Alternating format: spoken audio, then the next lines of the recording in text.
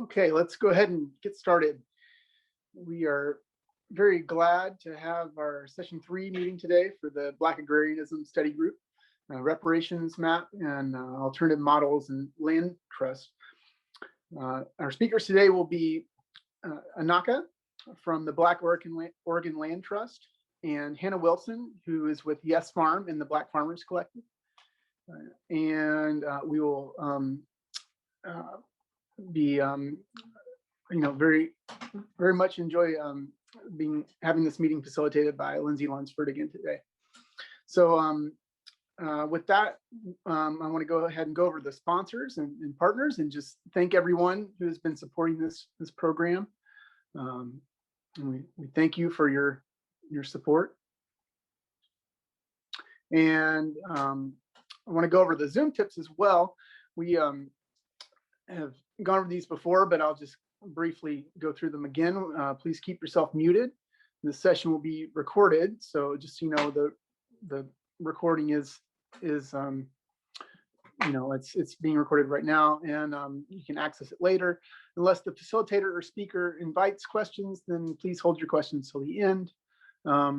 If you would, you could rename yourself. You could go up to where your name is set, and you can change that to include your location. We'd love to see your face, so feel free to just turn your video on and keep it on. But we also understand that if your internet slowed down or something comes up, then you can feel free to turn that off as well. And then the last thing is just that the chat is it's a public space, so just be aware that anything you drop in there or say, that's available to everyone. And then finally, I want to go over the community commitments again. We will actively listen to the speakers and to each other and honor the experience of others, especially lived experiences. We will create a space that allows for learning and growth, and this can be challenging at times. Move up. If you're someone who speaks easily, then we would appreciate if you would move up into a listening role. And if you are someone who listens maybe a little bit more easily, then please move up into more of a speaking role. We'll be mindful of intent versus impact of our statements. So this is just to kind of keep in mind, that it's good to speak in I statements and good to just kind of be aware that what we say sometimes impacts others more than we might realize. And finally, let's have grace with each other and just acknowledge that we all make mistakes and that we're here to learn, and we can just learn from our mistakes and commit to change as we go forward here. So with that, I will turn this over to Dr. Lindsey Lunsford, and we will begin from there. Thank you. Thank you, Walt. Hi, so happy to see so many familiar faces. Hey, Sam.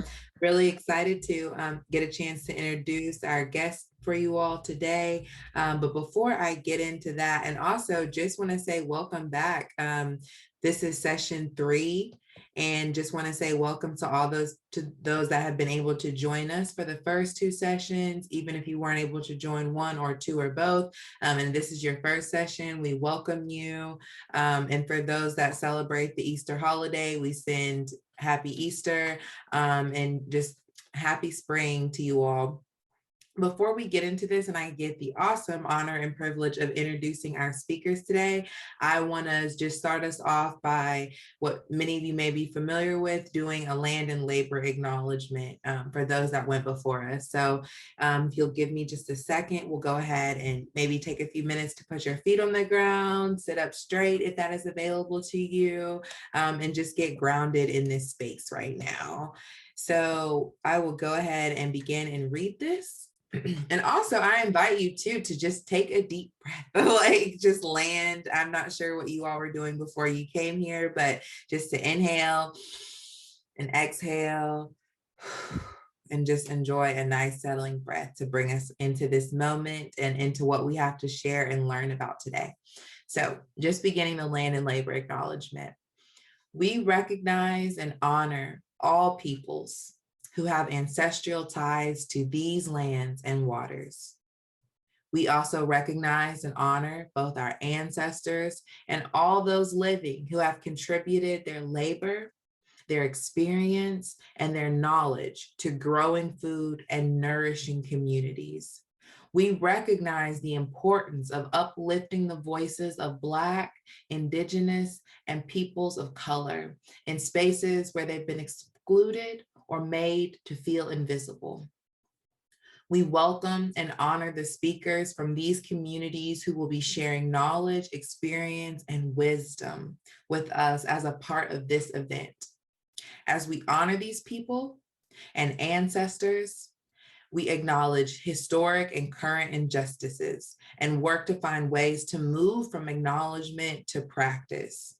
It is our hope this event can offer a next step in building relationships that will in turn aid in building a more equitable food system.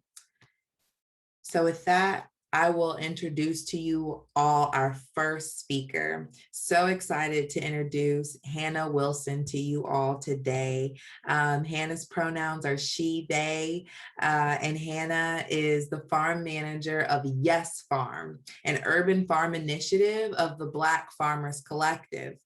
At the farm, they focus on community building, educational programming, and growing food that centers people of color and uplifts Black leadership. They also serve as co-chair to both the Seattle Disability Commission and the Environmental Justice Committee as a part of their efforts to move systems change on the ground and on governmental policy levels. So we're going to hear from Hannah Wilson today. They will present for us first. And following Hannah, we will have a presentation from AnAkA. And so I'm going to go ahead and read AnAkA's bio for us now. And then I will open the space for Hannah to begin and AnAkA will follow her. So AnAkA is a descendant of revolutionaries, healers, and earth protectors. She grew up in Portland, Oregon, and has launched herself into the world as an active archivist, alchemist, and artist. I'm sorry, archivist as in archives. I apologize for that tongue slip. Alchemist and artist. AnAkA is a nomad at heart with many homes and serves as a bridge between many global spirit families. She practices the ancestral right to live a sovereign life through herbalism, tattooing, photography, film, dance, and music. She is particularly passionate about sacred wisdom and cultural preservation and believes this mission is in direct alignment with environmental preservation. AnAkA envisions a future full of sacred temples on protected lands, holding space for communities to thrive in peace. And you can follow and see more of her work at AnAkA, AnAkA.work. So with that, with no further ado, oh, and I guess I really quickly didn't get to introduce myself. I'm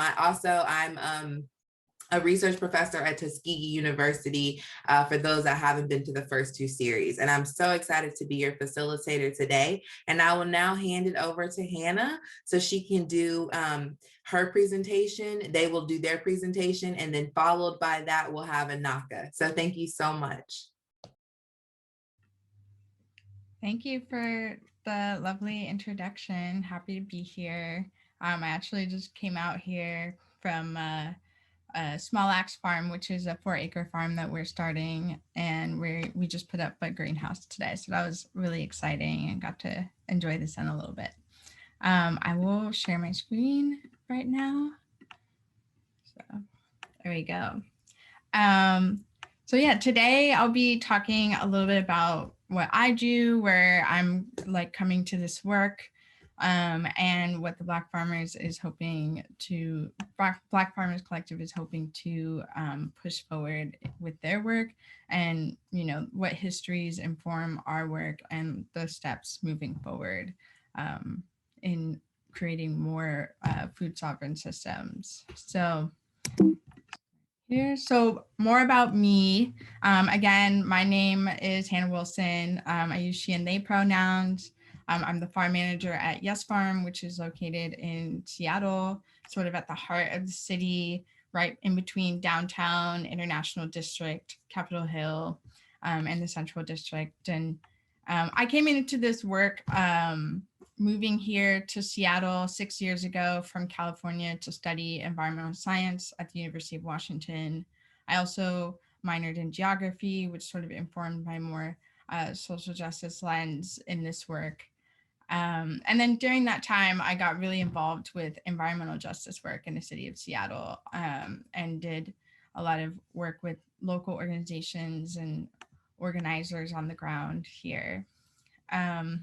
And I identify as a queer, deaf, disabled, mixed race Black woman.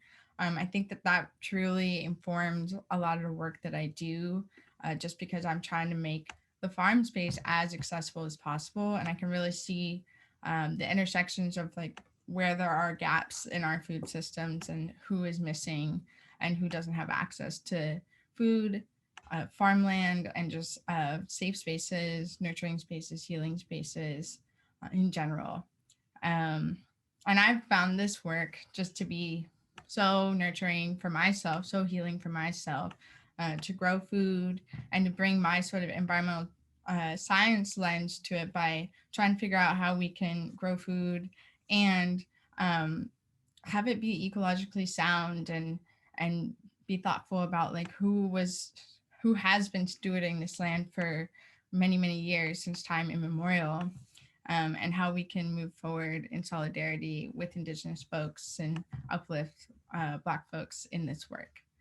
And outside of the farm, I'm organizing with Uprooted and Rising, which is a food sovereignty grassroots organization who have been fighting against big food systems, looking at universities and where they get their food, as well as providing fresh food to 200 families each month via different food pantries that we've been involved with at the farm as well. And then again, like I'm a co-chair on the Seattle Disabilities Commission and the Environmental Justice Committee.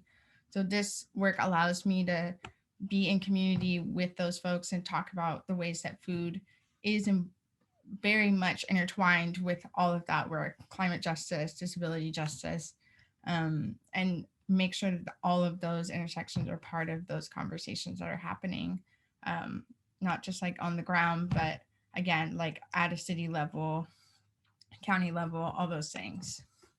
And really making sure that we're thinking about what does it really take to make a more liberated and sovereign food system for people of color. So a little bit more about the Black Farmers Collective.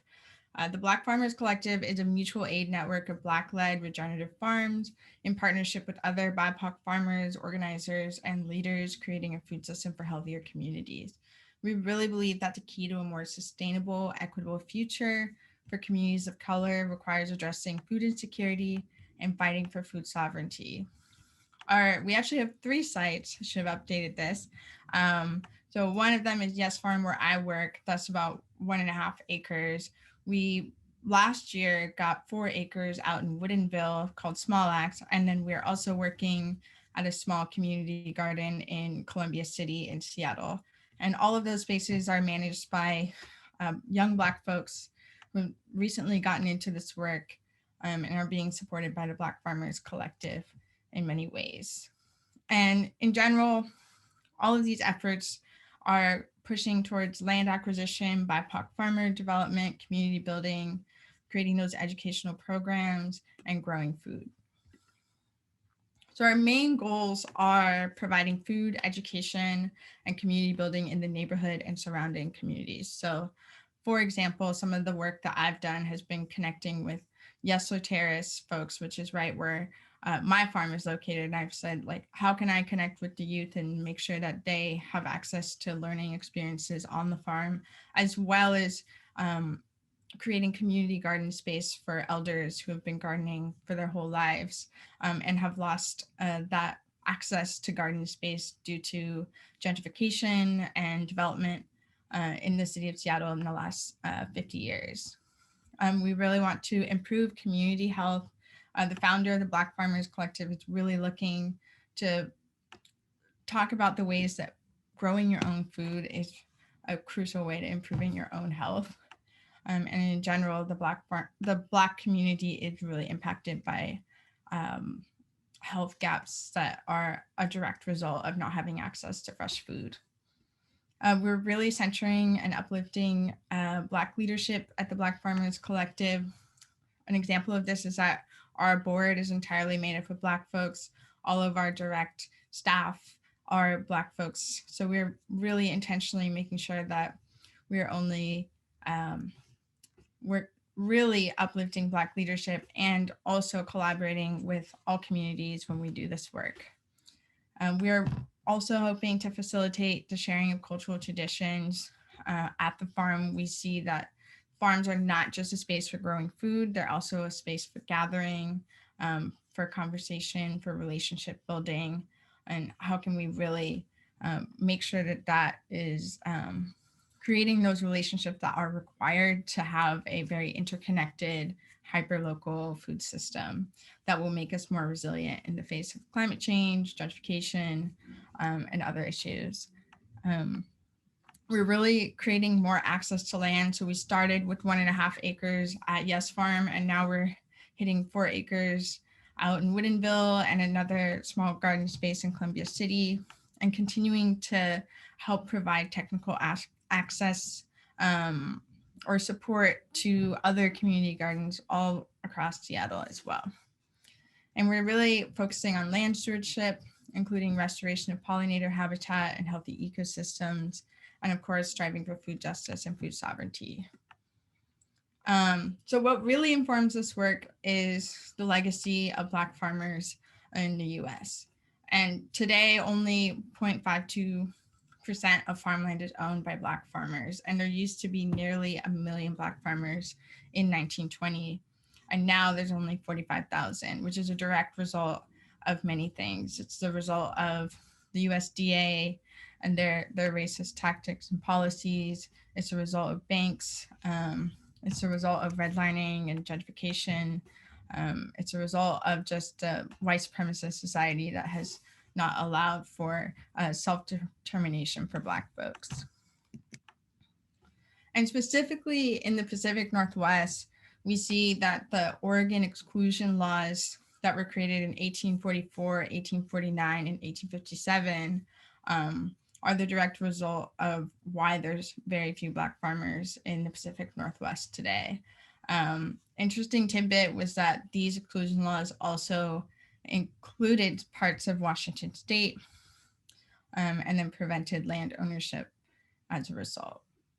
I think I mentioned a lot of these things already, but like rural areas are unsafe for Black folks for many reasons. There's many legal barriers and bureaucratic hoops that require relationships with the systems of power and having that support from that system of power. We're also seeing the ways that industrial agriculture is pushing out all small farmers in general, and specifically Black farmers will be hit first and hardest in those consequences, basically. And then we also see the intergenerational trauma of slavery and working the land in Black communities, which is also just like such a key point, because I think it's also, farming is just such a healing part of the Black community, building self-determination and food sovereignty. Luckily, or not luckily, like hopefully we are seeing more and more Black farmers in the US. One thing that I want to note is that there's a lot of small Black farms, and some of them are urban farms. And so when we see more Black farmers, we're still seeing a disparity in the amount of land access that they have, even if there's more Black farmers in number in total. And there's a couple things I wanted to cover as the reason why we're doing this work. One of them is food apartheid, which is just the lack of access to fresh food for communities of color, and just using this language as a way to talk about these things intentionally, as compared to using the term food desert, just because when we think about a food desert, it can create the connection that this lack of access is a natural phenomenon when actually it is very intentional and a direct result of systems that have really tried to make sure that Black and brown communities are just not being served. And then this directly causes food-related illnesses such as diabetes, hypertension, and heart disease. And then another term I talk about a lot is food sovereignty. And this is the idea that folks have not just access to food, but food that is culturally relevant and healthy and nutritious, and also the ability to grow this food and steward the land as a result. So this means that communities should have the power to define their own agricultural labor, fishing, food, and land policies that are ecologically, socially, economically, and culturally appropriate to their unique circumstances. So no one size fits all. This is going to have to be the work of communities on the ground, creating their own systems that work for them. So now I'm going to dive a little bit more into Yes Farm and what I do at Yes Farm. I've been there since January 2020. It's been a very interesting time. When I started, this is what the farm looked like. And then now we're starting to see that we've really created a lot of farmland in a space that used to be just a grass field on a freeway right of way, and had been sitting unused for many years since the freeway was built, like 50 or 60 years ago. So some more pictures. And here's a little layout of what the farm looks like. We can see that the freeway is right there. Up above, we have the hospital. And to the east, we have a lot of development happening at Yeso Terrace. And we're working with a pretty slanted landscape, which creates opportunities to be more creative in this farming work. One thing I like to talk about is some of the history of the land. I won't go all the way over it, but I think it's really crucial that when we are on and occupying land, that we talk about all the histories of the communities that have taken place there and have moved through there and why. So of course, like Yes Farm is on the Coast Salish people's land, specifically stewarded by the Duwamish tribe. And then in 1861, Black settlers arrived. And then not much long after that, we see the Native Exclusion Ordinance. And then in Yeso Terrace, where the farm is located, it's actually the historical area where William Gross purchased 12 acres of land from Henry Yesler, which turned into the historically Black neighborhood of the Central District. And then we see this community really take a lot of changes as a result of racially restrictive covenants and redlining against Black people, and then becoming the Skid Row and Japantown, and then eventually became the first integrated housing project in the 60s. And then after I-5 was built, the farm became a freeway right-of-way and was unused and became a walking path between two roads, as well as a place to live for some unhoused folks. So yeah, the goals of Yes Farm are to serve as a community connector through interactions between diverse residents on the community garden space. We also have room for providing economic development in the larger growing area through the establishment of a cooperative urban farm. So this looks like our growing space that is being used to grow food for different mutual aid efforts and BIPOC-owned businesses are not just being grown by myself and the other staff at Yes Farm, but also is creating farm space for other urban farmers Black urban farmers in the area to support their businesses as well. We also are educating youth as they develop our teaching garden and visit the farm. So this looks like educational programs as the seasons go on, and also creating community events so that there can be a safe place for folks to gather and to really find a home at the farm in a space space that maybe is unfamiliar to most folks. And they were also doing a lot of restoration work at the farm as well. I'll show y'all a few more pictures before we keep moving on here. So on the right here, we can see one of the classes that we were teaching last fall on seed saving. And we had some high school students just saving seeds and learning what it means to be able to farm for generations and what seed saving means in that context. On the left here, we have the founder of the Black Farmers Collective and myself next to the farm. We also have been growing mushrooms on the farm as a way to grow food, and also using fungi as a way to do some micro-remediation of the soil, and think about stormwater management creatively as we situate ourselves in a very urban space.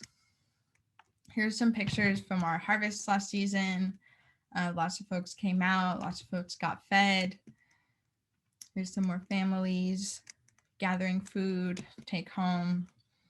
Here's us building our outdoor classroom space that also serves as another gathering space for folks to be. And then these pictures are from our celebration of Dia de los Muertos, and we worked with Latinx community organizers to have a land blessing and celebration. And that was really special to be able to like bring those two communities together in solidarity, and also just like as a model for allowing all communities to take up space here safely. Here we can see some of our community gardeners and our partners in crime here. And then some of the things that we're running into are just trying to navigate that urban farm landscape, navigating development next door, navigating making sure that our soil and our plants are not impacted by some of the freeway pollution and some of the stormwater pollution. However, so far, since we use organic practices, it's been all good. And then moving forward, we're really trying to see how we can create a sustainable business model for the farm that is also liberating and feeding folks. Some of the other things that we do as a collective and some part of my efforts in building community relationships include showing up at community events and really trying to create that conversation of what is food sovereignty, what is farming, what does it mean for us to farm as people of color, and in general, just like what does it mean to farm and be connected with the land. So here we can see I built these planter boxes and had folks paint the planter boxes as an effort to think about the ways that we can bring art and growing food and culture into all of this work as well. Here's a planter box giveaway that we did last year as a result of COVID, making sure that families could grow at home if they didn't have capacity to show up to the farm itself. And these pictures are of the team that distributes food to over 200 families each month, fresh produce. Many of our recipients are undocumented Latinx folks. And so our model is just that folks need to show up and they don't need to bring anything. They just need to say how many family members they have and they get a fresh box of food, which is much more accessible than food banks and other food distribution places. Small Axe is our 4-acre farm that we have out in Woodinville, and it's going to be having its first season this year, feeding 40 families through a CSA. Much of that CSA is being purchased by different mutual aid groups and Black-owned and BIPOC-owned businesses, again, as an intentional way to make sure that this food is grown by and for people of color. Here's the land. And then other partners that we have in Seattle include Nurturing Roots, Black Star Farmers, Percussion Farms, Clean Greens, Farm and Market. All of these partners are folks who also grow food at the farm, folks who work in tandem to create community events. Black Star Farmers is trying to create a movement of doing educational programs and guerrilla gardening in spaces all over Seattle. Clean Greens Farm and Market is an old partner that we've had for many years that's doing food giveaways every week. And so we help with their giveaways, and that organization is also a great model for Black self-determination. They're buying houses and running a Black-owned business and creating a legacy of Black folks in Seattle to be more liberated. So some of the things I want to talk about moving forward are just like, what are our short, medium, and long-term goals for food sovereignty? And like, what does that look like on an individual level, on a community level, on a societal level? First thing first, like Indigenous sovereignty and Black liberation are very intertwined. We have to give land back to Indigenous folks and have that nuanced conversation about what does land back to Indigenous folks look like, and what does reparations for Black folks look like in this country. And even further than that, abolition is huge for allowing our communities to heal and have access to land. The trauma of like having our families broken apart and be in that economic cycle of not being able to buy land is really hurt by the policing system and prison industrial complex. On a community level, we have to continue uplifting community gardens, thinking about land and soil restoration, pollinator habitat in cities as we move towards a more urbanized society that needs to be more resilient against climate change. We need to continue building decentralized mutual aid networks, cooperatives, and land trusts, and transition capital from white landowners. And especially right now, we see a huge turnover in land in the next 10 years or so, where a lot of old white farmers are going to be selling their land, and a lot of that land is going to go to industrial agriculture. And how can we have that conversation where that land is actually returned to Indigenous and Black folks? On a community level, we also need to fund infrastructure for self-determination for communities of color. And on an individual level, join mutual aid networks, donate to Black and Indigenous-led organizations, organize with your friends on how to do labor for BIPOC folks, guerrilla gardening, and then of course, actively undo racism and practice anti-racism with your family, friends, and community to ensure that all spaces are safe for people of color. And one thing I wanted to make sure that I covered in this presentation was the Soulfire Farms reparations map, because that's a really crucial way to give reparations to communities of color.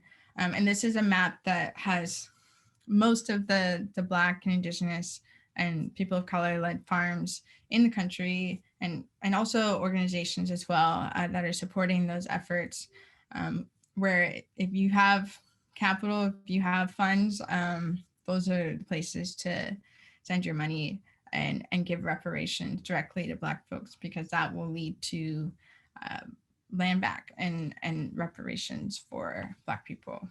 Specifically in Washington, you can look to Sky Island Farms, Woodbridge Farms, Bunkhouse Acres, and Ebony by Nature.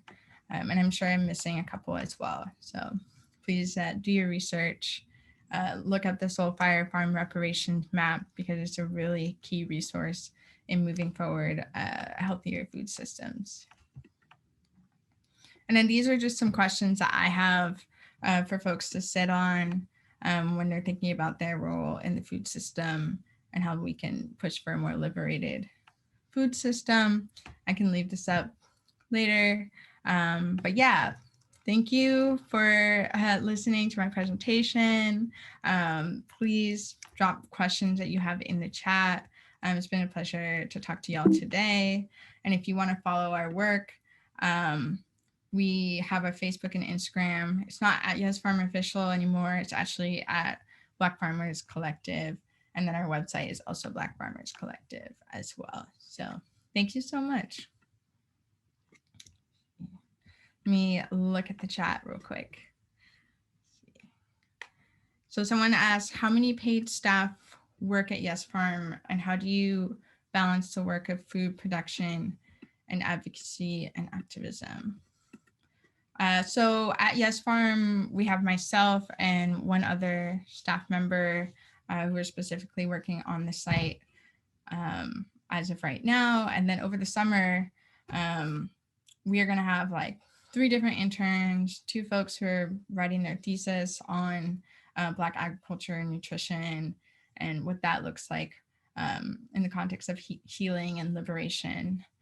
So those are some of the models that we have in terms of like not making it so that we have to pay folks all the time. We can make sure that other white institutions can pay folks to do this work. And then how do you balance the work of food production, advocacy, and activism? It's a really good question. It's a hard balance for sure. But I think because I'm not doing all the farming by myself, I have a lot of community help. It makes it really easy for me to farm, have conversations on the ground, and also do advocacy work, including like what we're doing today. It's not, and that's one thing that I talk about a lot, is that our food is grown by a very small group of people today, and that is extremely exploitative and unsustainable model that doesn't need to function that way. So if we all grew our own food, we wouldn't have to exploit such a small group under capitalism. So thank you. Any other questions?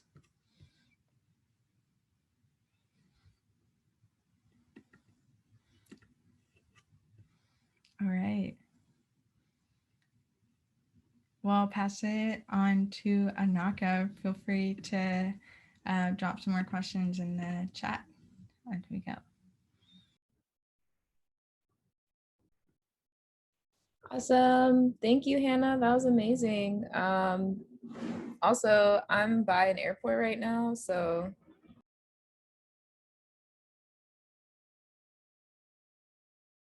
there might be moments where I just mute myself like that, and just to save y'all from the sound of the plane. So that's just my warning for that. But yeah, I think naturally there's gonna definitely be some overlap in what we discuss between Hannah and I, but I think that will just more emphasize the importance of this work. So yes, I'm AnAkA. I'm the administrative leader at Black Oregon Land Trust. I'm gonna share my screen so we can talk about the teams.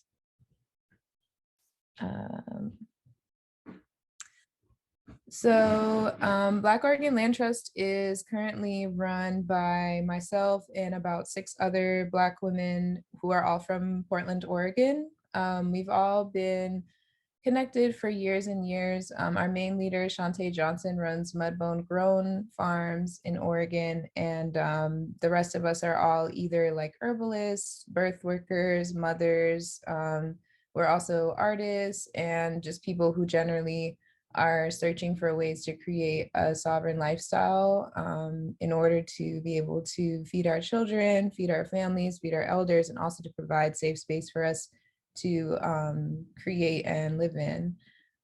So what is a community land trust? Land trust is a nonprofit organization that holds land permanently in trust for specific communities in order to make sure that land is available for housing, farming, conservation, and or open space, or even like ceremonial space under cultural easements.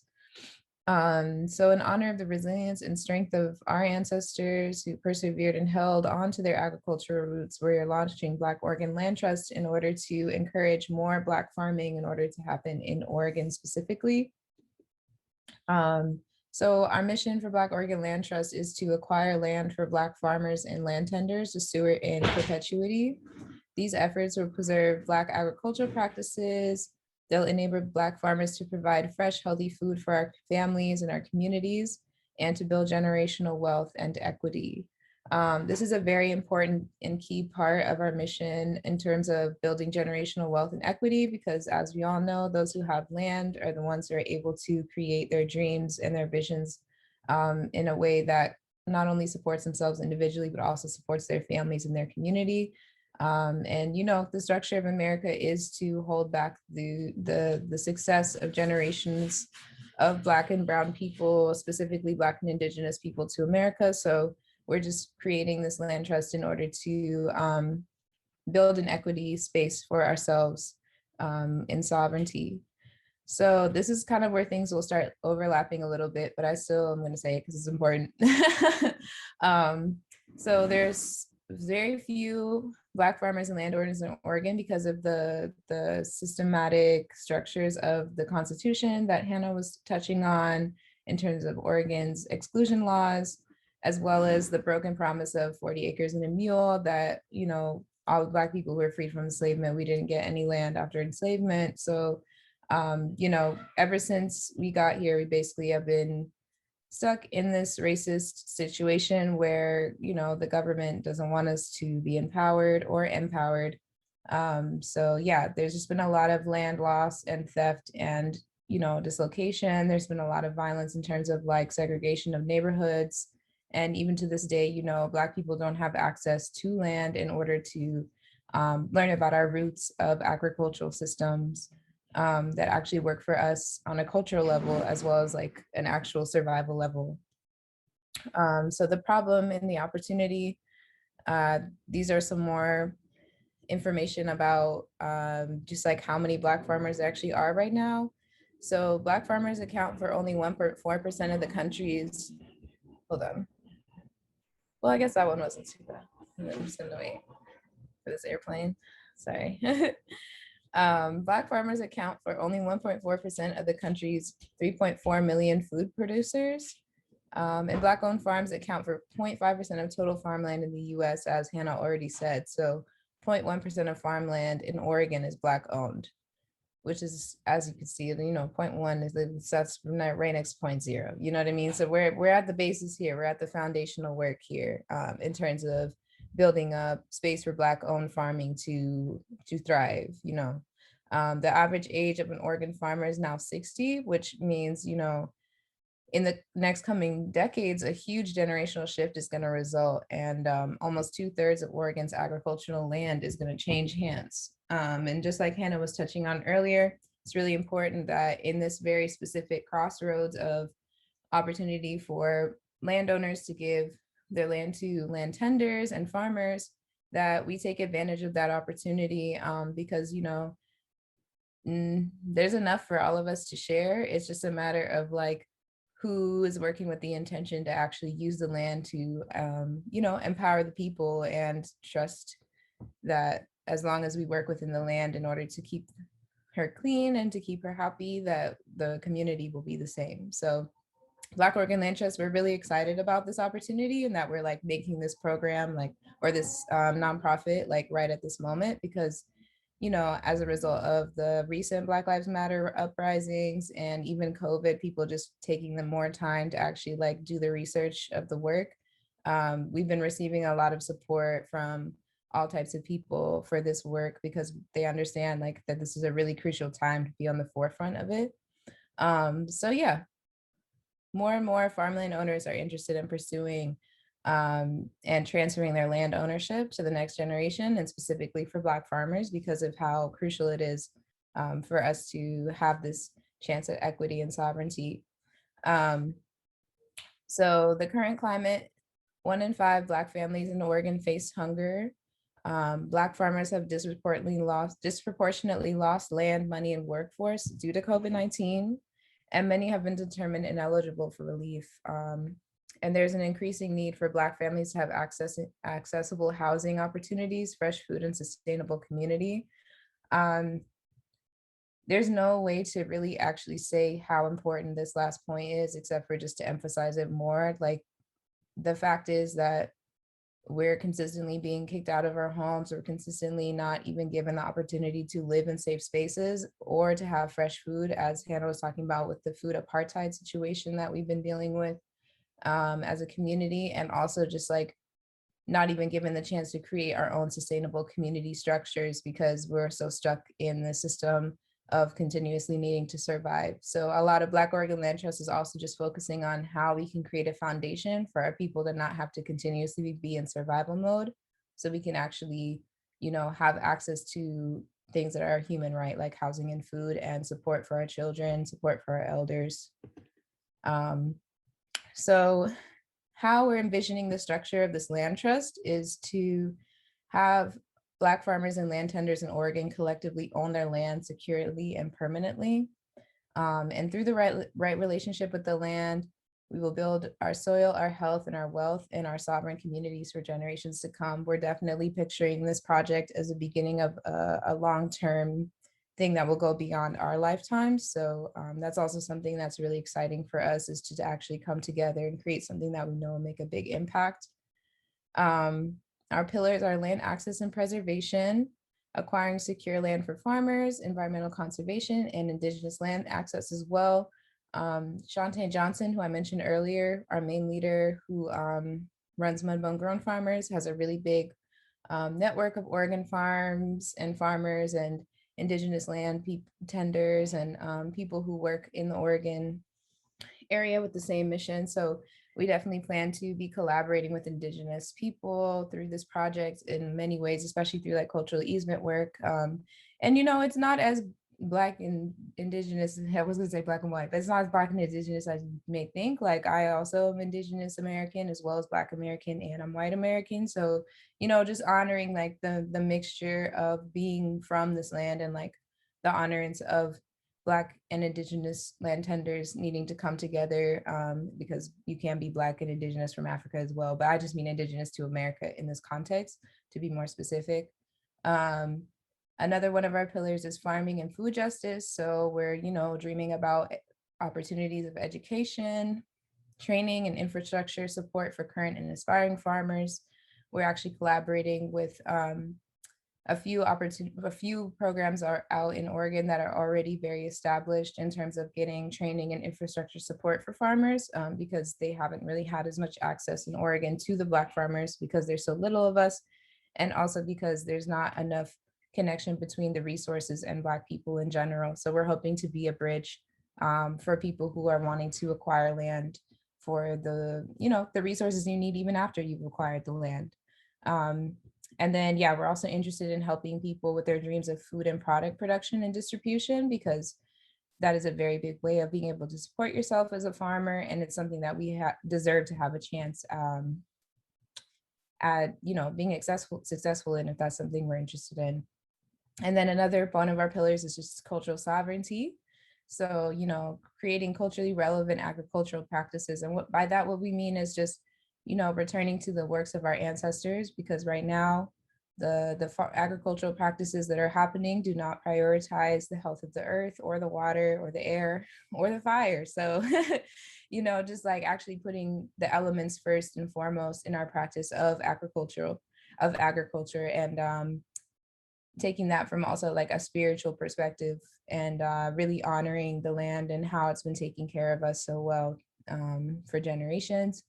And then also in terms of cultural sovereignty, we aim to reclaim our relationship with the land. As Hannah mentioned earlier, as peoples who are descended from slavery, we have a lot of trauma around working with the land, because there's a lot of healing there. And usually where the healing happens is when your pain comes out, and that's where your traumas come out. And so we would really love to, you know, reclaim our relationship with the land in a positive way, in a way that we know is going to heal us, and not in a way that triggers us into some sort of like, you know, memory of slavery. We're also really interested in encouraging cultural easements around the land, which is a way to create space for sacred practices to happen within land, and also a way to preserve land as it is, and not just focusing on only creating farms, but also, you know, like protecting a forest and having that be a space where you do ceremony, or like having space for gatherings to happen that may not necessarily be a farm. So also just interested in like visioning what it means to reclaim land as a community culturally, and how we can protect the land through blessing ourselves and blessing each other. And then finally, non-hierarchical traditional models of governance is a really important element of Black Oregon Land Trust. We really want to create a space where you know, decision making comes from source energy and not necessarily from one person or one vision. Like this is all encompassing one vision, but we all come together with a lot of information about different things, like I said earlier, like birthing, herbalism, food access, and things like that. So right now, our plan is to launch the Oregon Land Trust within the next 2 years. And the phases that we've been in so far is establishing Bolt as Oregon-based land trust. We just officially, legally got registered as a charity. So that's been done, which is exciting. So the next step is to continue to develop organizational structure and relationships with our community stakeholders, which I'll discuss a little bit later. And then after we connect with them and create our structure more strongly, we're going to be acquiring land through purchases, donations, and working land easements. And then we then plan to transfer stewardship to Black farmers and land tenders. Oops, I can't go back. Hold up. I can't go back. There we go. Excuse me, thank you for your patience. So after we transfer stewardship to Black farmers and land tenders, or while we're doing that, we also plan to collaborate with the Black Food Fund to provide ongoing mentoring, technical assistance, and operating capital to farmers. Yeah, these are our steps so far. I think that's all I have to say about that. Right now, our organizational structure holds a board of directors at the center, which is a consensus-based decision-making group. And then we envision ourselves being surrounded by an advisory council, which would be an elders council, as well as youth leaders. We want to be able to create a governmental structure that includes all ages. That's a really important element to us because our children are coming in with a lot of wisdom and our elders have already been here before us. So we would like to encourage them to be a part of our organizational structure. And then in addition to the advisory council and trustees, we'll be having members of the land trust who will be land tenders and farmers in agreement with the values and pillars that we hold, with individual and very specific relationships and agreements between each member. And then we also, already tending to our community of widespread programming and our greater community of people who want to just generally support, as well as connect us with people who might be interested in donating their land. So yeah, a little bit more about our shared leadership and community decision-making. This is a picture of Shantae Johnson and her husband Art, who run Mudbone Grown together. So yeah, we want to focus on relationship, conservation, and collective visioning. We would like to prioritize the needs and voices of community stakeholders and create pods or co-ops that have leadership and autonomy within the land trust. I think we talk about it. Oh, okay. So these are our community stakeholders. I'm going to go a little bit back to what I was talking about earlier, but this is the order it's in, so I'm going to talk about it in the order.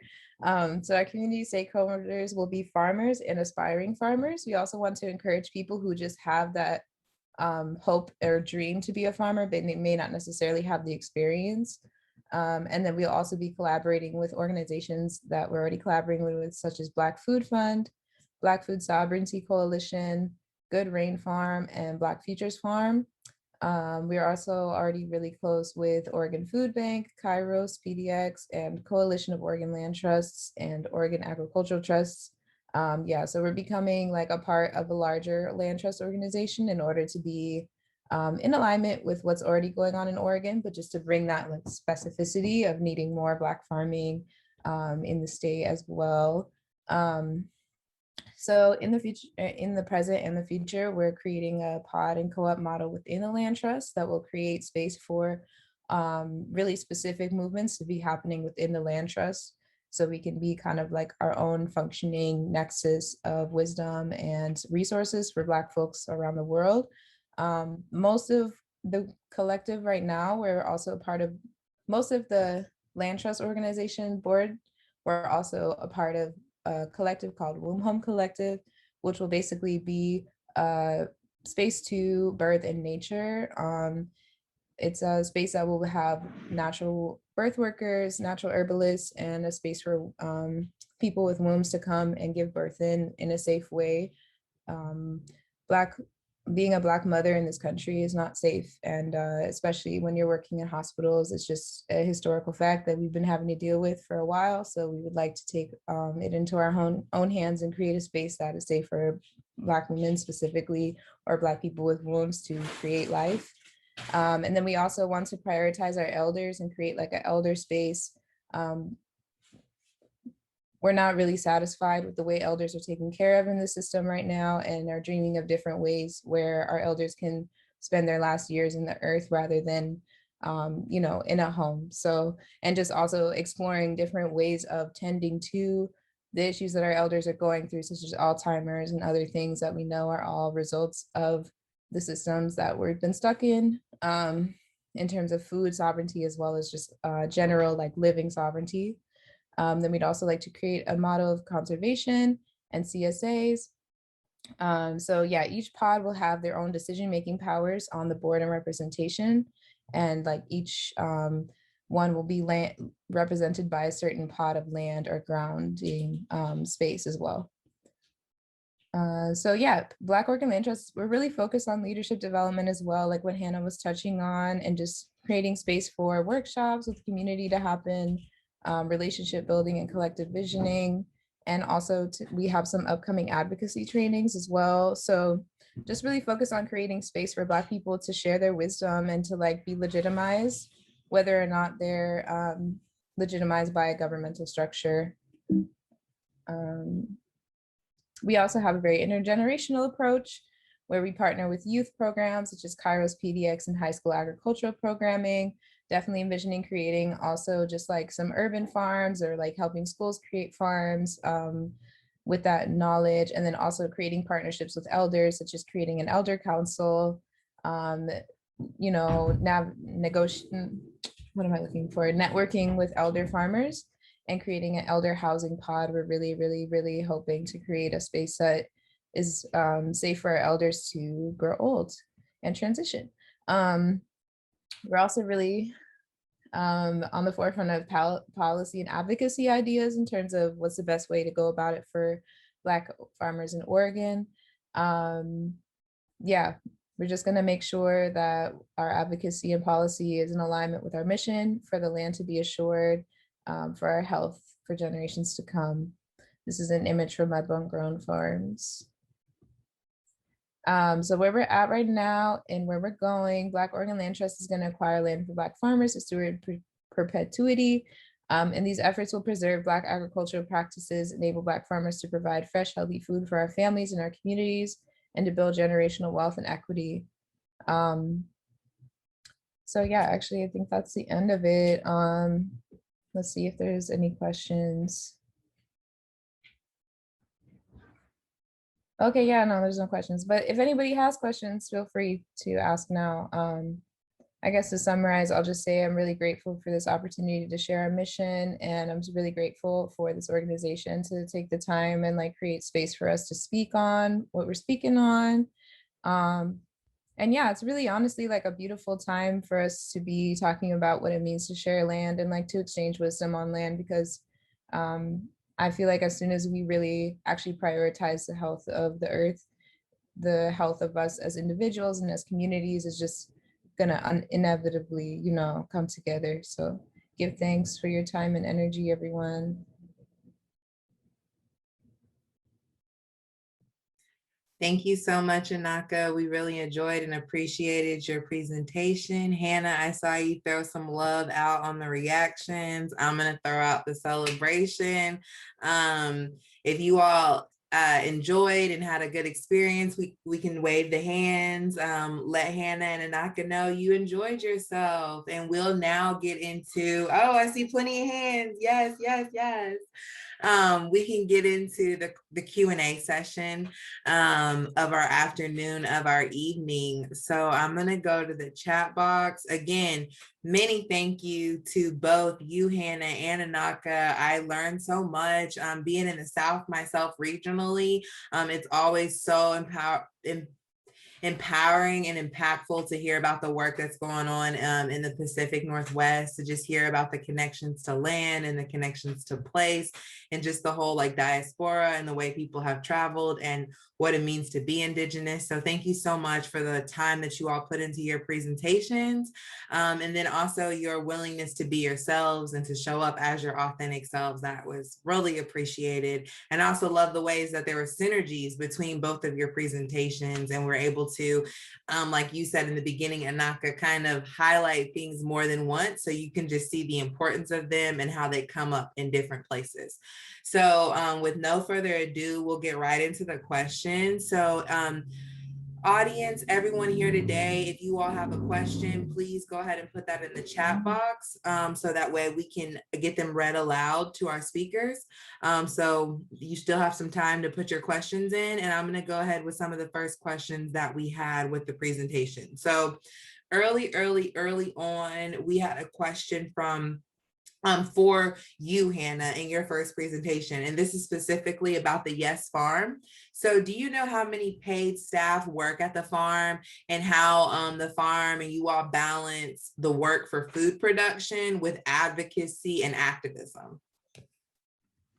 Yeah, definitely. So I was actually the first full-time employee at Yes Farm when I started last year, which really pushed the project forward. And then as I moved into the actual farm manager position, we had someone sort of fill in the role that I was playing at the beginning of my role last year, or position last year, which was more geared towards outreach and volunteer management specifically.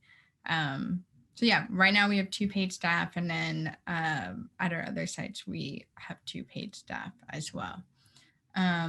And then balancing the work of food production and advocacy and activism is really possible because this work is very community oriented. So for example, like I have 2 volunteer days every week, and I do a lot of outreach work with different schools and grassroots organizations and just like the community in general to bring folks out every week. And that's been really cool to just see people who like come to the farm and they're just like, hey, I don't have any experience farming. Like, is it okay if I'm here? And I'm like, look, I'm young. Like, I just learned how to farm too. You know, like let's work together and farm together. And that means that I get to not only you know, share some of the labor with folks, I also get to have those conversations with folks that move that idea of like liberation and food sovereignty forward culturally, and just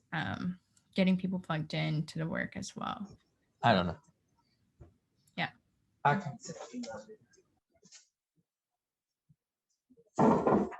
Thank you for that, I'm sorry. Thank you for that, Hannah. I think we just had a little mic trouble, so sorry if you felt cut off at all. We weren't cutting in.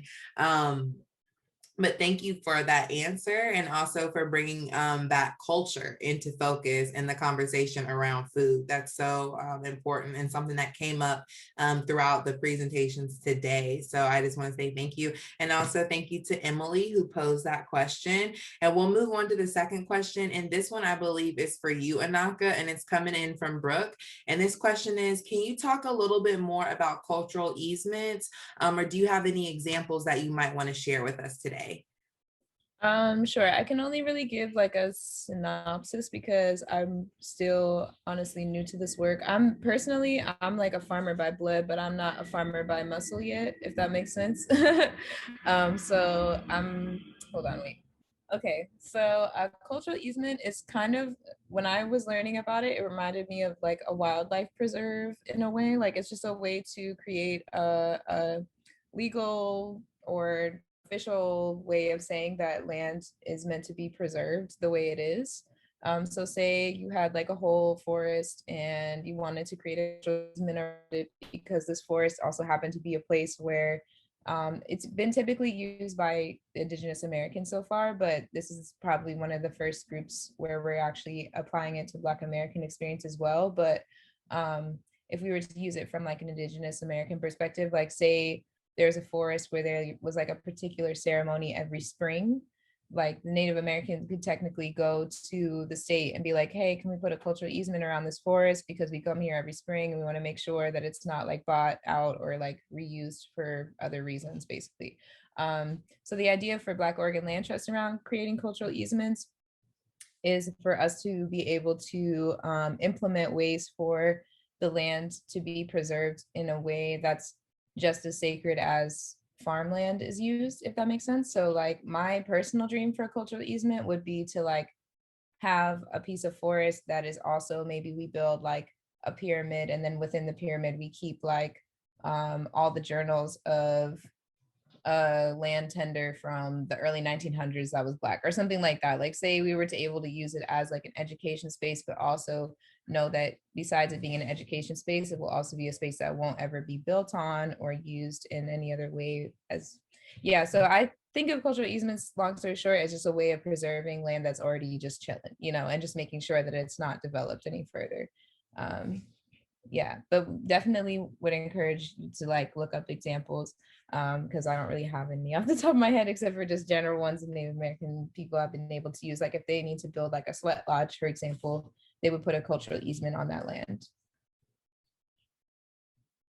Thank you so much for sharing that, AnAkA, and Brooke for asking that question. Myself, I was really intrigued and interested by that. So I just did some like Google searching like as I was listening, just because I was like so intrigued by that. And I found an article about them, and I'll share it in the chat box for Kate to link in with the resources. So if anyone wants like another, I'll drop it in right now.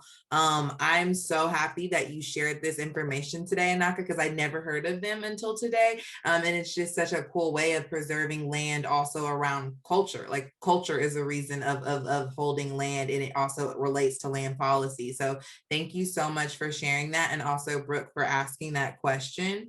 And we will move on to our next question. And this question is actually for both of you all. And it comes in again from Emily. Thank you so much for your active listening and participation, Emily. We really appreciate that. So for Hannah and AnAkA, how has it been for you to work with government entities on land access? And what are some of the challenges you've encountered with those relationships? Hannah, do you mind starting us off? Awesome. Yeah, definitely. Yeah, it's very interesting and challenging navigating all of this stuff. I think I can personally speak to how all the land that the Black Farmers Collective is currently working on is actually still leased, and that's not our long-term goal. Our long-term goal is to facilitate land ownership. And so right now I see the way that we're leasing land as a way of training farmers to move forward in the field and learn the actual skills required for farming. And then the next step is going to be connecting with more Black farmers and Black landowners and making sure that they don't lose that land, and then also seeing the opportunities for where we can continue to actually buy land and actually like be sovereign in that way.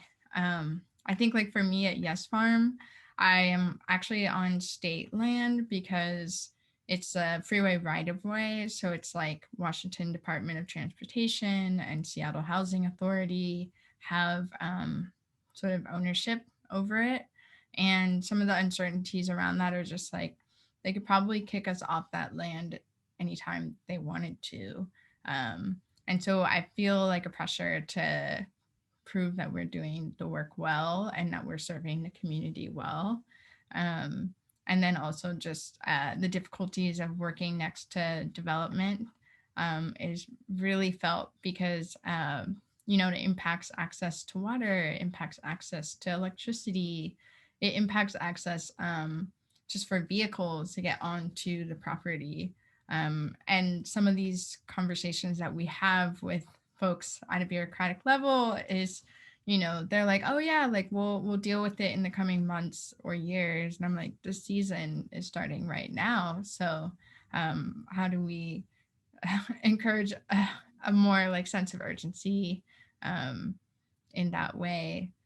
It's sort of been encouraged by building those relationships with those entities and like bringing people onto the farm and being like, look, this is a real problem. Like how can we work with you to ensure that we get our needs met, and also leverage the fact that we're providing a community service that makes the community, brighter and like more full.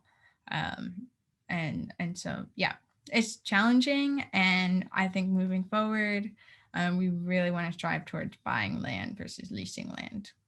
Yeah, I definitely agree with everything Hannah said. And right now, like becoming an official charity has been interesting. That they were definitely not feeling the urgency with that, but we were like wanting to be a charity like right away. But luckily we got accepted for that. And then also I'd say we're feeling like some encouragement from local governments, like Earl Blumenauer, the congressman in Oregon, is definitely wanting to meet with us more and like talk about ways that they could connect us with other forms of support.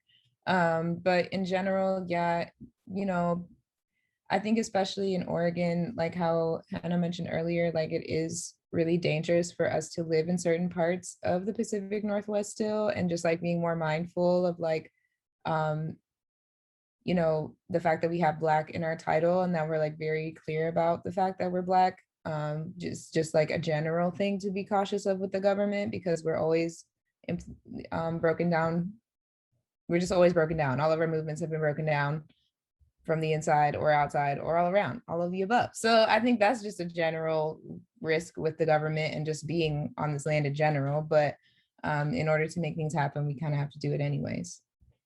So yeah, that's my point on that. Thank you so much for sharing that, AnAkA and Hannah. That was really rich. I definitely hear and feel a lot of connections to what you're saying, even topics that other presenters spoke about. So like with you, Hannah, talking about not owning the land and leasing the land. If for those of you that remember from last session, Dr. Shakara Tyler talked about in Detroit, them working with their urban ag project and not being able to own the land, even though they had a contract with the city to lease it, I think like for $1 a year for 100 years, still wishing that they could actually have that ownership, and what that would mean as far as like land use and land rights. And so Hannah, you talking about the pressure that puts on you all to stay effective and to stay like producing so that you like don't lose that land and lose that connection is so powerful. So thank you for speaking on that, and then paralleling it with your urgency to constantly show your worth, and then like because of bureaucracy and policy, their lack of urgency to meet your needs because the systems don't run at the speed of natural systems, right? Our political systems don't run by like the calendar, although maybe they were based in it in some ways. Right now, they don't run off of the almanac, right? So planning season doesn't necessarily align with when the fiscal budget is due and what quarter we're in. So thank you for bringing those realities to bear for us. And AnAkA, thank you for speaking on just the historical distrust that Black and Indigenous communities have faced with the government, even from programs like the Black Panthers and food production and food programs, free food programs, meeting things like COINTELPRO, and really insidious things. So thank you for bringing up that history as well in this space, and reminding us of the challenges that real organizations face when trying to engage with policy and do things with government structure. But also, AnAkA, thank you for also talking about your congressman and lawmaker who's working to actively help you. So you're still engaging with systems that historically have been oppressive, and what that looks like to you as real people doing that work, and battling those contradictions. So we honor you and we thank you for sharing that with us. And let's get into some of our final questions for the evening. So this question, actually one reflection, this isn't even a question. This comes in from Kate. Thank you, Kate. Kate says, thank you for your presentations, Hannah and AnAkA. It was very helpful information on what you're working on. So definitely words of gratitude and thanks. Also a question and also some words of gratitude. This is coming in from Sam. Sam said, I love the intersectional approach of both your organizations. Can you all speak to what the process of collaborating with Indigenous And she puts, thank you for putting this for reference, Indigenous to Turtle Island, right? Because this was what was called, and I shouldn't air quote, right? I should air quote America, right? Like this is what Turtle Island is what it was called before it was called America. So sorry, no shade on the air quotes. I misused them. But yeah, can you speak to what the process of collaborating with Indigenous communities look like? And then this is a two-part question, but let's sit with this first part now, and then we'll get into the second part. I love air quoting America too. Yeah, not a real place. So in terms of working with Indigenous communities, currently it looks like reaching out to Indigenous organizations. And one way that we have done that is there's an Indigenous organization that's interested in starting a community garden and restoring some of their native landscape in their like land that they have. And they are like really wanting to work on like Black and Indigenous solidarity. So they wanted to invite us into the space to help facilitate some of that gardening and restoration work.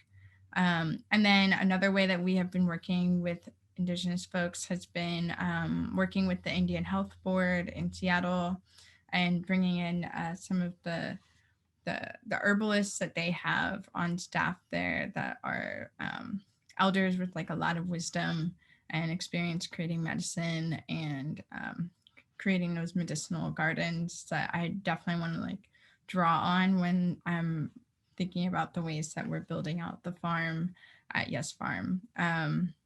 And then sort of on a more like higher level, at the farm, like I'm definitely making sure to do that native plant restoration and thinking about the ways that Indigenous people stewarded the land so that it was a natural food forest for folks to feed themselves and forage. And so like, how can we, you know, have those annual crops that are sort of traditional agriculture and also have a food forest at the farm in the areas where it's like more shady or like more hilly. And being creative about that. So yeah, I would say those are the ways that we're collaborating with Indigenous folks. And I think there's always more ways to collaborate with them, but those are the specific examples that I have right now. Yeah. Thank you, Hannah. That's so awesome. Yeah, Hannah's answer is going to be a lot more like real-time specific than mine because Black Oregon Land Trust just started. But our dreams for collaborating is to continue the similar work to what Mudbone Grown Farms is doing right now, which is just, you know, being a local farmer of support to Indigenous community. And also, we definitely plan, like, once we receive all the land donations that we're manifesting, we definitely plan to give as much of that land to the Indigenous people as well as we can to Black farmers. We think it's really important that we're not only just giving land to Black people, but also to Indigenous people of the land, and also just encouraging more cross-cultural collaboration on the land as well, like, you know, land tenders, if they're not necessarily farmers, or creating retreat space for peoples, as well as like creating space for gathering and, you know, communal support opportunities. So yeah, right now we're speaking with an artist who is from Portland, Oregon, who's, you know, buying land in order to create retreat space. And she's part Native American, part Black. And we've just been talking about different ways that she's bridging her family into the land and, you know, just hoping to have more conversations like that in terms of like how we can encourage more. And then I also think in terms of like the cultural easement conversation, again, just like creating more conversation around what, how Black folks honor the land is really important in terms of like conjuring and root work, and also just like other ways that we use the land in order to ensure our safety and our health. I think that will also provide a lot of collaboration between the Indigenous and Black communities here in Oregon. Thank you, AnAkA. And thank you so much for highlighting the individual you talked about who identifies as both Black and Indigenous. I think that's such an important cultural point to highlight when people have conversations. Although there is a definite such thing as a Black community and there's an Indigenous community that have their own individual and unique and not monolithic histories and past, there's also the existence of something called a Black Indigenous community, which are individuals that identify fully as both Black and Indigenous. And so I think it's important to highlight those stories and those experiences like you just did, just to shine light on those experiences, because often we think of them as two completely separate spaces when there's blending, there's like a Venn diagram, there's a bit of bothness as well that exists. So moving into the second part of Sam's question before we wrap up for the evening. So also wondering your view about the best way for white farmers and white folks in general to support your work and help uplift Black and Indigenous people of color who also are land stewards or farmers. All right, I can chime in here. I mean, I think for white folks, it's really about redistributing wealth and land and capital. You know, like I think it's great to like, you know, be an ally and like show up to spaces and talk about stuff, but it's the material wealth that is actually going to make a long-term difference for our communities in terms of self-determination and safety.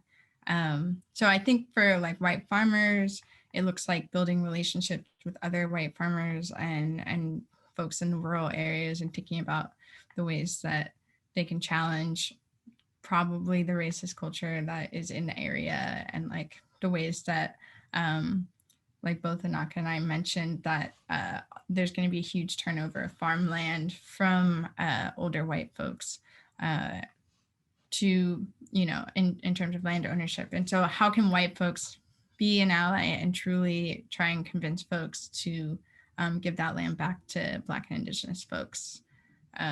Because I don't think that that's work that Black and Indigenous folks can do on their own, of course.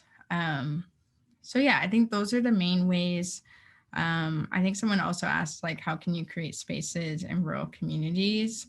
And I think, again, like if Black folks had a bunch of land in rural areas and could live together in community with one another, that would be a safer place in general, rather than, I've seen a lot of examples of like lone Black farmers and, you know, sort of dispersed across rural areas. And that's where we see a lot of, you know, violence and lack of safety. And so actually giving back large chunks of land so that Black communities can develop there is really important in that aspect.